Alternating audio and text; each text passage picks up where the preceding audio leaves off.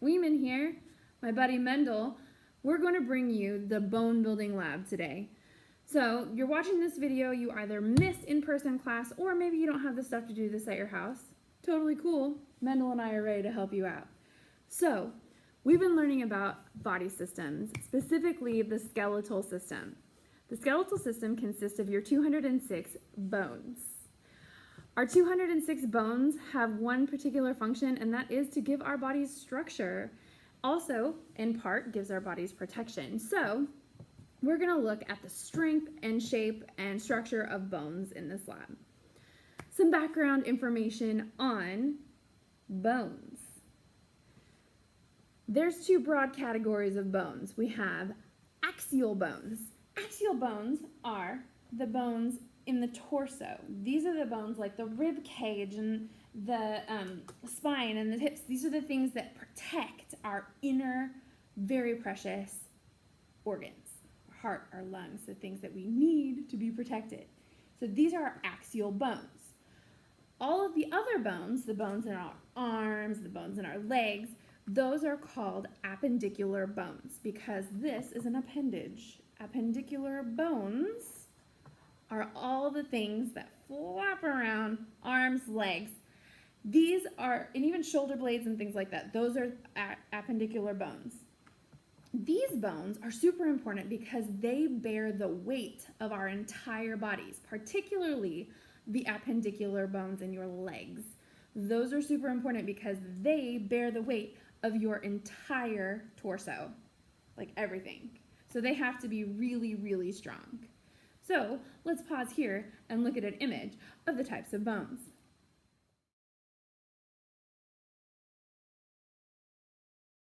Now that we have the two broad categories of bones down, let's talk about one kind of bone in particular. Let's talk about the long bone.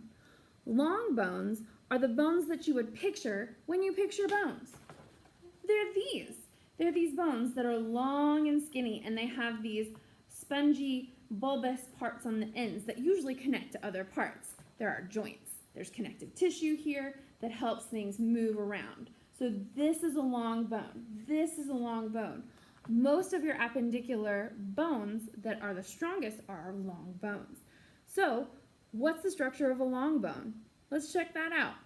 Long bones are longer than they are wide, and they have these bulbous parts on the end that consist of spongy bone. This bit here in the middle, the outermost layer, is a super strong layer of condensed bone. This is very strong bone. Inside of it, you have your bone marrow, which is responsible for making new blood cells and doing all kinds of very important functions for the body. So these long bones do lots of very important things for us. They're very strong, and they have to be because they hold a lot of weight. These things do the lifting and so on and so forth. So long bones, we need to keep long bone structure in mind. Let's pause and take a look at an image of a long bone.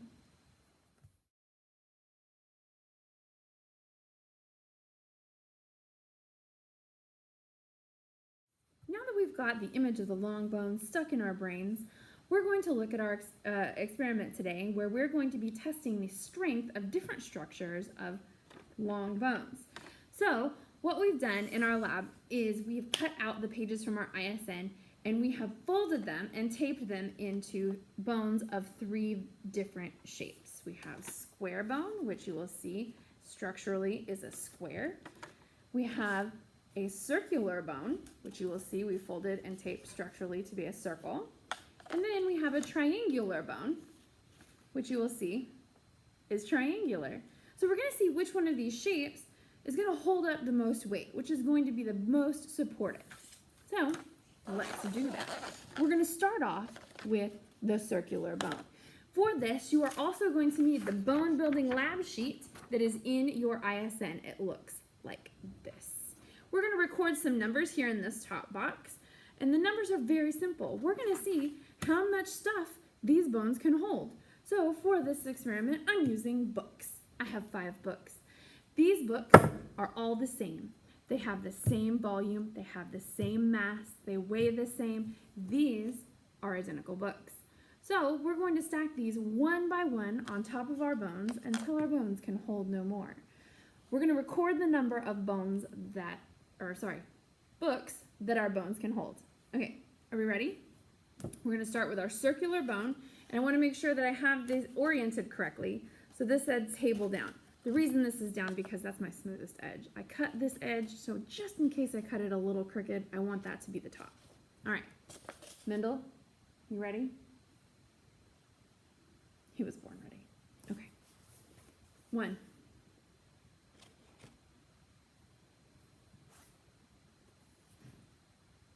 2.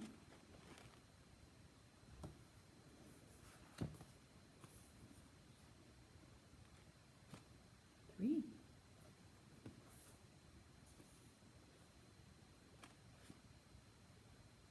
4. It's my 5th book. Let's see if it'll hold the last book. Holds all 5 books. Beautiful. Now I don't have any more books, so 5 is our max. We're going to put that on here in our sheet. So I'm going to say my circular bone holds 5 books. So, nicely done, circular bone. Very strong. All right, let's see what our triangular bone will hold.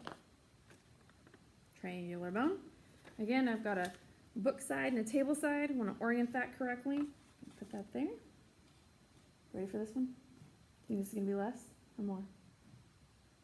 Yeah, me too. All right, here we go. 1.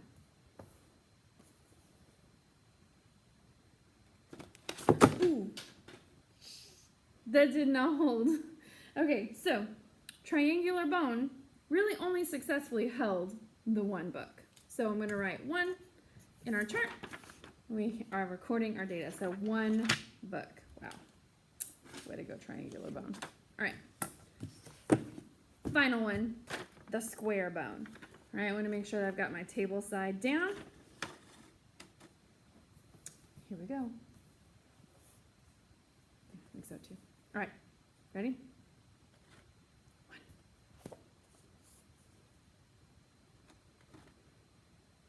2.